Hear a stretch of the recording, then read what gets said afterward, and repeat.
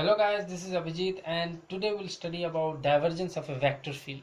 Okay, so before continuing with divergence, let me tell you about gradient. Remember gradient? So gradient is always taken on a scalar field. Okay, and we get a vector because gradient on a scalar field gives us the direction of greatest rate of change of, and the direction is related to vector, hence gradient of a scalar is a vector. Now divergence on the other hand acts on vectors and we get scalar. Okay, and see, there is a dot product here, so divergence acts on a vector through a dot product, and we know that the answer of a dot product is always a scalar. Okay, now to understand the divergence of a vector field we need to understand what do you mean by a vector field. Okay, so let's try to understand vector field. So consider a gangster. Okay, so this particular gangster has his influence, or has his area of influence in Mumbai. Okay, so his area of influence can be felt by other gangsters. They are not allowed in this region. Okay, this is how the rule works. Similarly, in physics, we have charged particles. They act like gangsters. For example, your electron, say any positive particle like a proton, and etc. A sphere has an electron has its own sphere of influence. A proton or a positive particle also has its own sphere of influence. Okay, so when they come in contact with each other, they can feel each other's sphere of influence. Now, who else can feel the sphere of influence of electron? All the charged particles, whether they are negatively charged or positively charged, both can experience the sphere of influence of an electron. Now, Coulomb said something about the influence of electrons. Coulomb said that the influence of electron is like 1 by 4 pi epsilon naught E by R square. By influence I mean the electric field. Okay, by influence I mean the electric field. So the electric field or the influence of electron, it goes down by R square. So as we go far away, the field of influence or the power of influence, it goes down, and at infinity it is approximately 0. Okay, not only this, but we have some other characteristics about the electron's field of influence. The electron's field of influence not only has a magnitude through which we can say, okay, this electron has a sphere of influence. For example, by magnitude I mean the magnitude of electric field. Okay, so this electron is gonna have electric field E. If I take two electrons,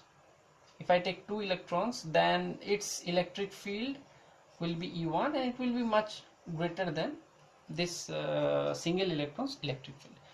So field of influence or the electric field of the electrons, not only they have a magnitude, but they also have a direction. By direction I mean, if you have if somebody comes, some electron comes in the source electron's field of influence, then this electron is going to get repelled in a particular direction. So this is the unique characteristic of the electron's influence field or electron's field. They have magnitude. The magnitude says who is stronger, and they have direction, and the direction says at a particular point in which direction the influence is going to work. For example, at this point, the direction at which the influence is going to work is in this direction.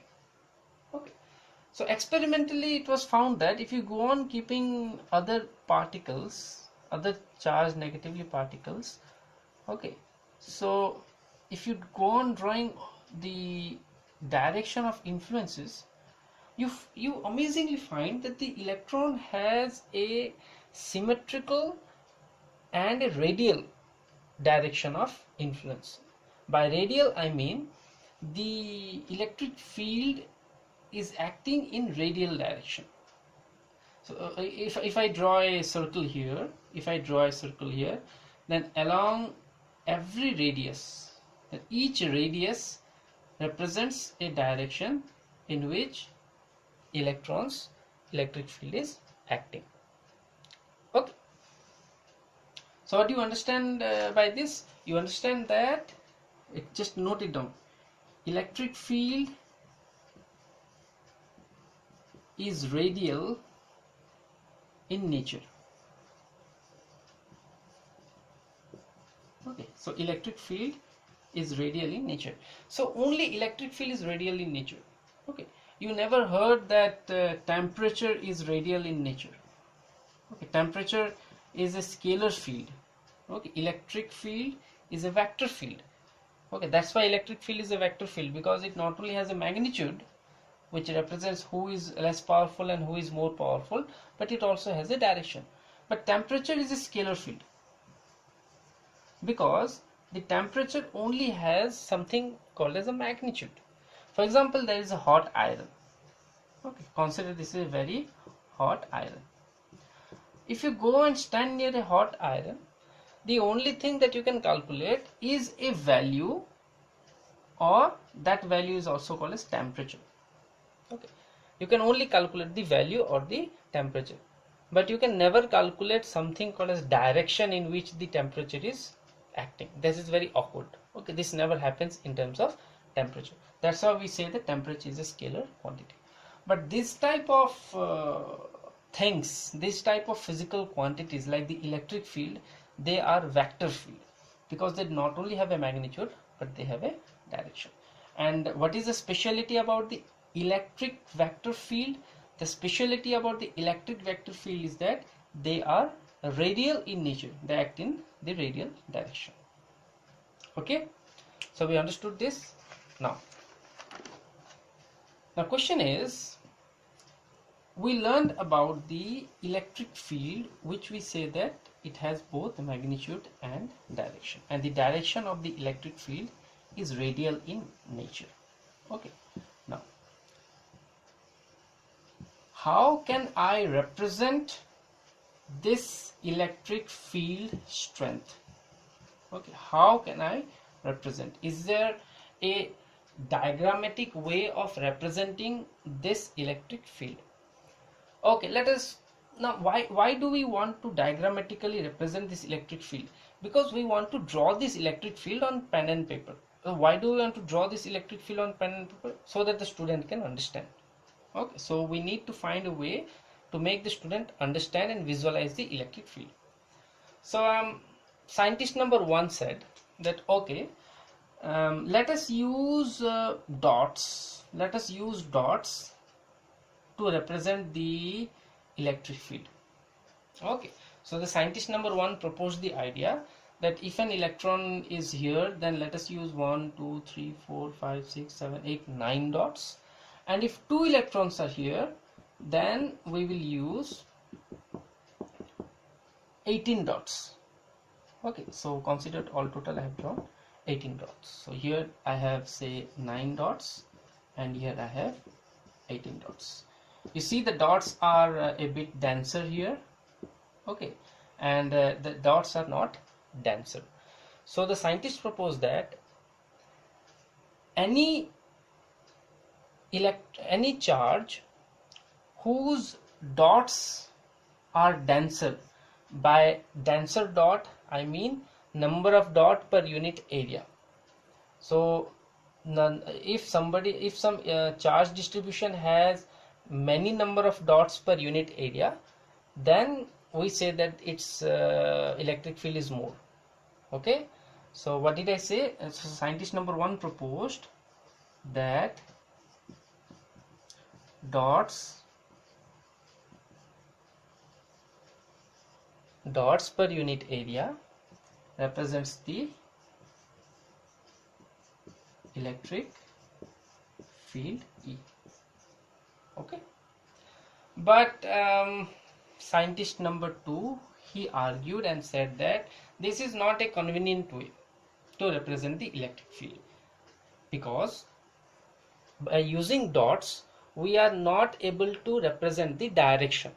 So scientist number 2 said that we have to reject the dot way of representing the electric field strength, and we will use the line way. So scientist number 2 proposed that if there is an electric field, okay, then to represent diagrammatically or using geometry the electric field strength, we will use lines, and those lines will have two characteristics. One,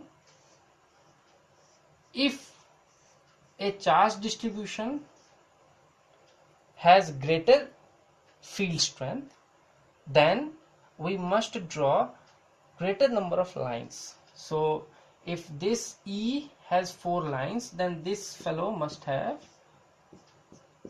8 lines. Okay, because the electric field of second charge is more than the electric field of first charge. Okay, now this is better, this is more convenient. You know why this is convenient? Because not only the number of lines are representing the magnitude of electric field strength, but also the lines with the arrows that represent the direction in which the field acts. The same thing was not possible here. Using the dot representation, we had established a geometry that could represent the electric field, but the direction was not getting represented. Here, by using the line, we can represent the magnitude of the electric field as well as the direction of electric field. Agreed? This is clear. Now question is, how to mathematically represent these lines? I mean, what is the mathematical quantity which will represent these lines? Okay, this is a very interesting question. So let us make some observation to find that mathematical quantity. Okay, I'm rubbing this one is of no use. We just rejected the one's idea. Okay, so observation number 1. Okay, the first observation says that more the number of lines, it means more is the charge, or vice versa. If I have more number of charge, let me write it down. If I have more number of charge, then it means that my electric field is greater. It means that my electric field is more, and it also means that I should draw greater number of lines.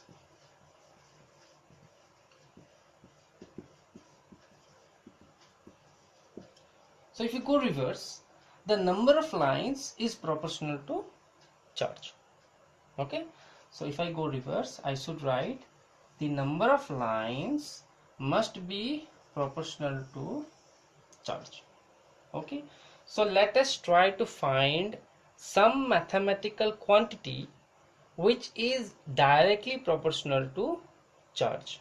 Okay, this is the idea.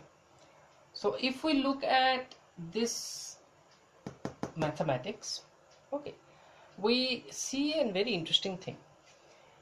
If we do E here, and if we take 4 pi r square, if we take the entire 4 pi r square this side, then we are only left with E by epsilon naught, or I can say we are left with charge divided by epsilon naught. Since epsilon naught is a constant, so for a moment, even if I don't write it, doesn't matter. Okay, but for the unit convention, I need to write it. So forget epsilon naught for a moment. You see a very interesting thing here. You see that if I multiply the electric field with some quantity 4 pi r square, this quantity is proportional to charge. So this gives me a hint that I can relate my flux lines with a quantity that multiplies electric field with 4 pi r square. Now, What is the dimension of 4 pi r square? Since 4 pi is a constant, the dimension of r square is area. Agreed? Dimension of r square is area. So the mathematical quantity which is directly proportional to charge is electric field into area. So electric field into area is that mathematical quantity that is directly proportional to charge. And this is the mathematical quantity that I can use to represent the flux lines. These are called as the flux lines. Agreed? So I'm rubbing the blackboard, and I will represent only one idea that we gained till now.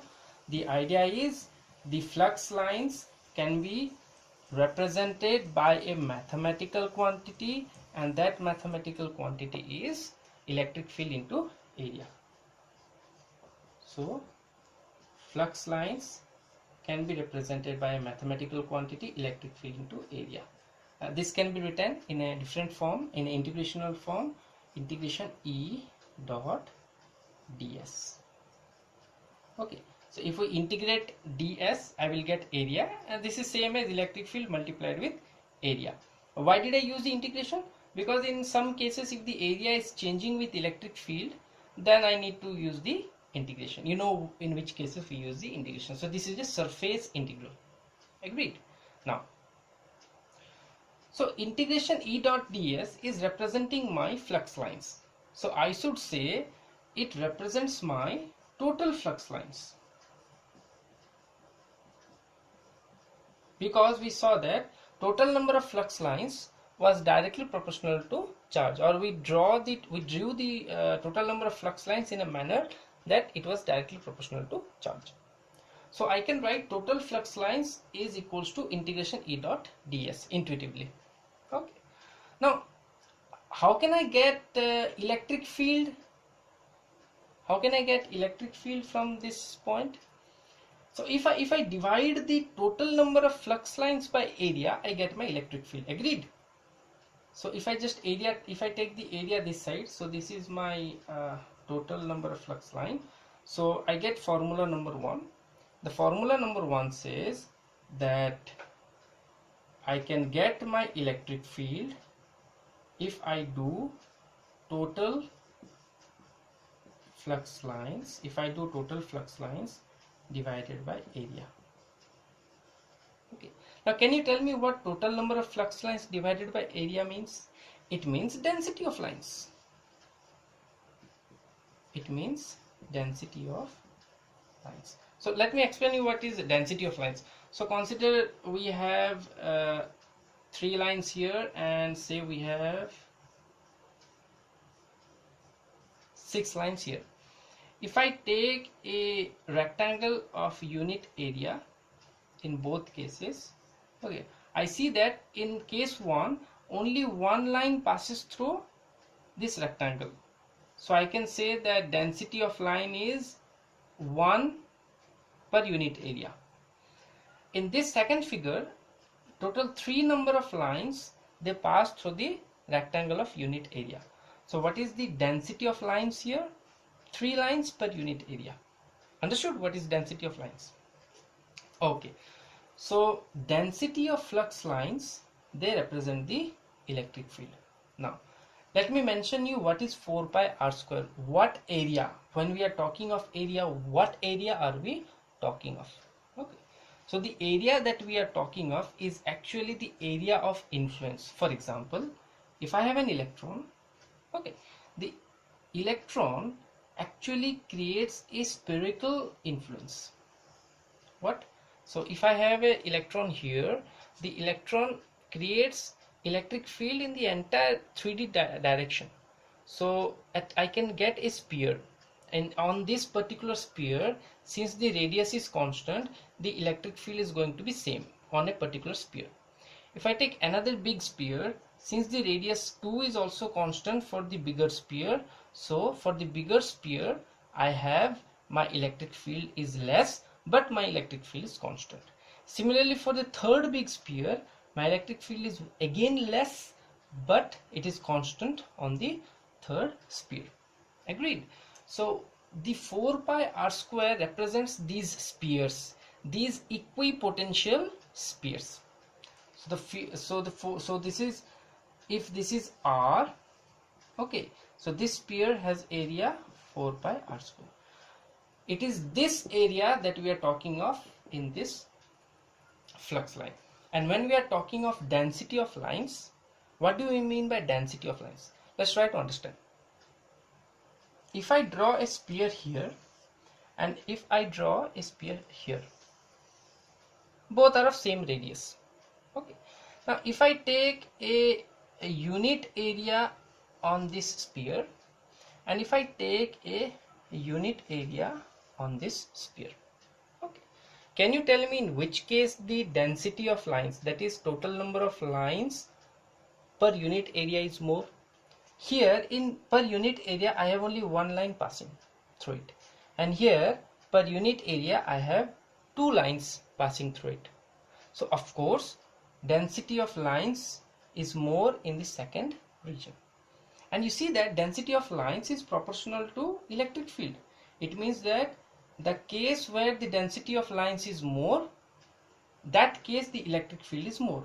Of course here we see that density of lines is more, hence I can claim that here the electric field is more. Here I have density of lines less, so I can say that the electric field is less here. Agreed? So what did we understand? Mathematically, what do we understand? Okay, let me write the summary this side.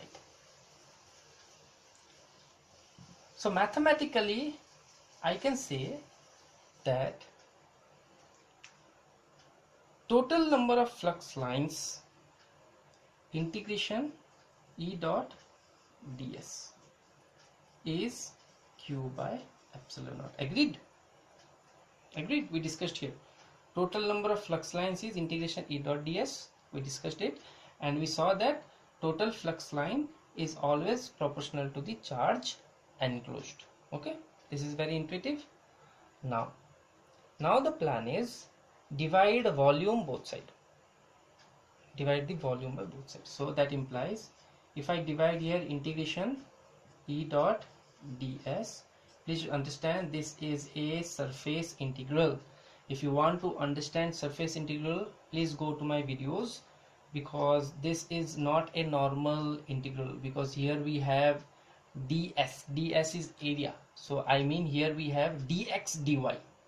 Remember here the dx dy, remember the dx dy from the double integral, but surface integral is different from double integral because I have a dot product here. Agreed? So integration E dot ds is the total flux. Now what I said is, I said let us divide by volume both sides. Okay, so if I divide by volume both sides, what is this? This is nothing but charge per unit volume. So what is this? This is nothing but charge per unit volume. Okay, now what is this?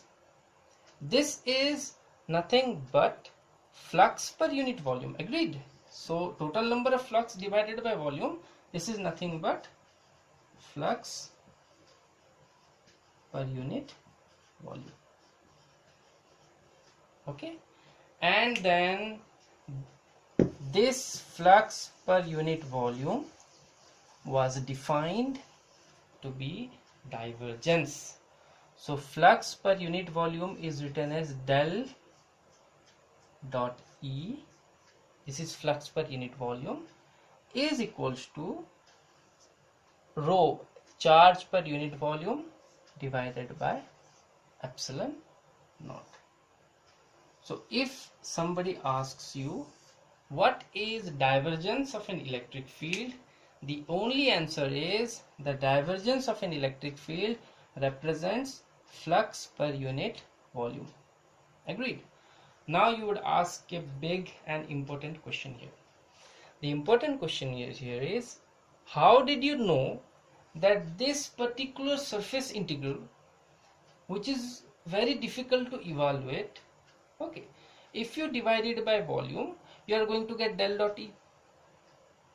I mean, you could ask me, Who told you that this type of integration divided by volume is going to fetch me a mathematics? This mathematics will look like this. This is nothing but it contains partial differentiations. Okay, so who the hell said that this integration is gonna convert into this type of differentiation? Okay, so there is a proper derivation for this. This is what I say. There is a proper derivation for this, and we will try to derive it. Okay, so let us try to understand what is del dot E. So if electric field is represented as Ex in I cap direction, Ey in J cap direction, and Ez in K cap direction, okay, then we know what del is I del by del x plus J del by del y plus K del by del z. We know this from gradient. So when we do del dot E, okay, the mechanism to do del dot E is you just dot I with I. If you do I with J, the dot product is 0. Okay, so what you do, you'll get I with I, J with J, K with K. So what did you get? You get del Ex by del x plus del Ey by del y plus del Ez by del z. Okay, so this is how you mathematically represent the divergence of a vector field. See, E is a vector field because I have written E in terms of I, J and K components. Okay, so if you want to understand physically how can I visualize this type of vector fields, I will discuss it in other video lectures. Maybe if I can make a video lectures on vector field, I'll discuss this. Okay, so I hope you understood what is divergence. Divergence is nothing but flux per unit volume. Now the question is, how did this integral got converted into a differentiation, and why does this type of differentiation represents flux per unit volume? Okay, so we'll do a particular derivation. We'll do this derivation in part 2.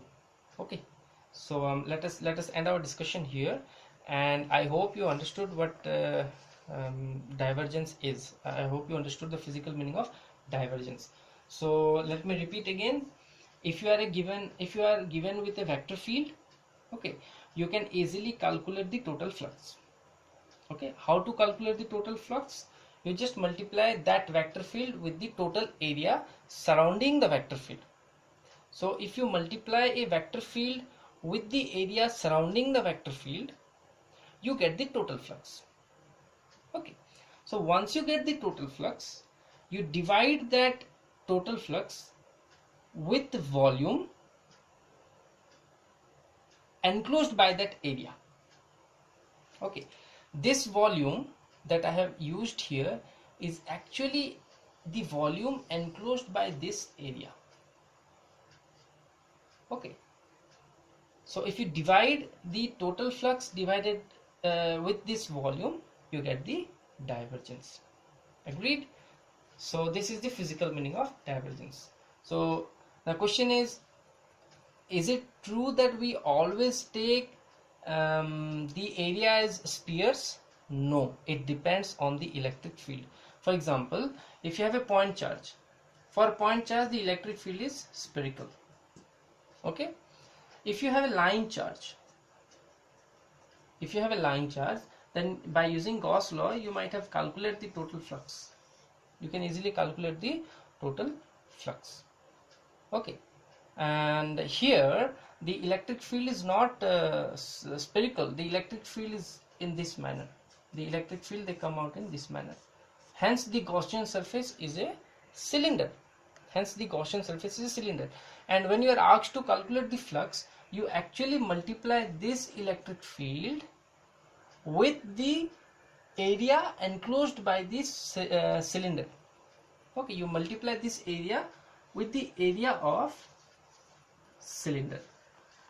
Okay, so when you multiply this electric field with the area of cylinder, you get the total flux. You get the total flux.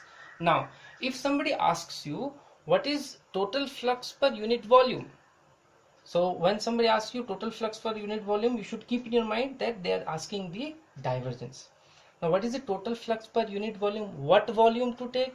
The volume that you need to take is the volume enclosed by this cylinder.